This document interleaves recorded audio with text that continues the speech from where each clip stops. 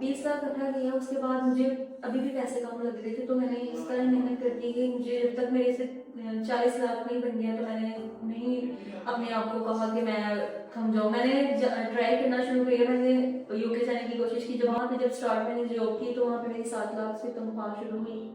जब मैंने ड्रॉप की थी 10 लाख थी। 3 साल मैंने वहाँ पे जॉब की थी और मेरे पास अच्छा पैसा जब तक हो गया तब मैं वापस आई। मैंने वहाँ पे डिसाइड किया कि मुझे वापस जाना चाहिए, अपना मुल्क जो है मैं क्यों छोड़ूं। यहाँ पे आके एक नाली जगह ली और उसमें अपनी जगह खरीदी है, अपना प्लॉट खरीदा। उसके बाद 25 से 30 गाड़ियाँ वहाँ पे खड़ी हो सकती थी, इतनी स्पेस थी कि मैंने स्टार्ट में 15 से 20 गाड़ियाँ जो है उसका काम शुरू किया। डेली बेसिस पे मेरी 8 से 10 गाड़ियाँ जो थी रेंट पे चली जाती थी। वो मेरे में इंटरेस्टेड था तो मैंने कहा ठीक है, यकीन वाला बंदा है। तो उसने मेरे साथ फ्रॉड किया, 2 से 3 गाड़ियाँ जो है उसने इस तरह ही मेरे साथ फ्रॉड करके सेल कर दी। उसके बाद जो है मेरा यकीन टूट गया, मैंने कहा मैं अब शादी नहीं करूँगी। अब मैं यही चाहती हूँ कि मैं अकेली ज़िंदगी ना गुजारूँ, कि मैंने बहुत लाइफ अपनी अकेली गुजारी है।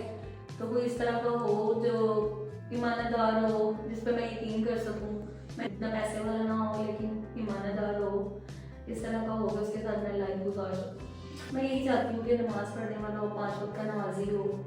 तो मुझे इस चीज़ से कोई नहीं है, अगर ज़्यादा एज वाला भी हो तो मैं पढ़ लूँगी।